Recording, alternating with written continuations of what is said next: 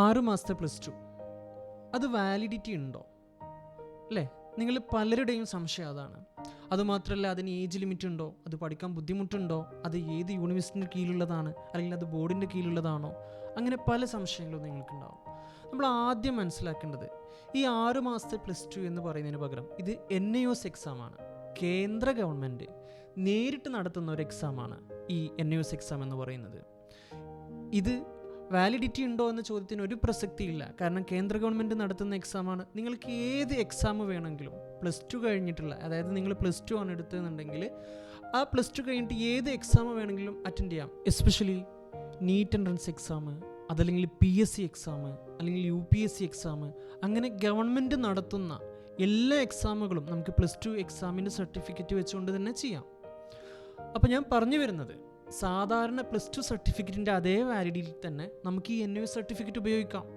മാത്രമല്ല, നിങ്ങൾ ഉപരിപഠനത്തിന് വിദേശത്തേക്ക് പോവുകയാണെങ്കിൽ, അതായത് UK, കാനഡ, അങ്ങനെ ഏതെങ്കിലും സ്ഥലത്തേക്ക് നിങ്ങൾ പോവുകയാണെങ്കിലും നിങ്ങൾക്ക് ഈ സർട്ടിഫിക്കറ്റിൻ്റെ കാരണം കൊണ്ട് ഒരു ഇഷ്യൂ ഉണ്ടാവില്ല. അതാണ് ഇതിൻ്റെ പ്രത്യേകത. ഇനി മറ്റൊരു പ്രത്യേകത എന്ന് പറയുന്നത്, ഇത് ഏറ്റവും എളുപ്പത്തിൽ എഴുതി പാസ്സാക്കാൻ പറ്റുന്നുള്ളതാണ്.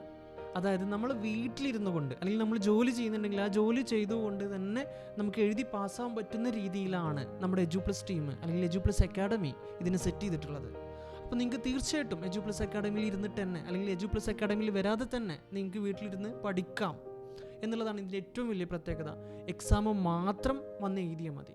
അതും നിങ്ങൾ കേരളത്തിലെ ഏത് സ്ഥലത്താണെങ്കിലും, അല്ലെങ്കിൽ ഇന്ത്യയിൽ എവിടെയാണെങ്കിലും ശരി, നിങ്ങൾക്ക് നിങ്ങളുടെ ജില്ലയിൽ തന്നെ എക്സാം സെൻറ്റർ സ്കെഡ്യൂൾ ചെയ്ത് തരാൻ പറ്റും എന്നുള്ളതാണ് മറ്റൊരു പ്രത്യേകത.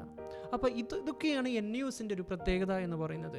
മാത്രമല്ല, നമ്മൾ ഈ 2 വർഷം കൊണ്ട് ഇരുന്ന് എഴുതുന്നതാണ് വെറും 6 മാസത്തിനുള്ളിൽ എഴുതുന്നതെന്നുള്ളത് നിങ്ങൾ മറക്കരുത്. അത് നമുക്ക് കിട്ടുന്നൊരു ഗോൾഡൻ ഓപ്പർച്യൂണിറ്റിയാണ് ശരിക്കും.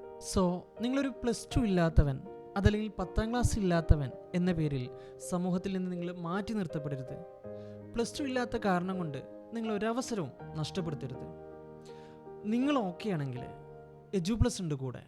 Thank you.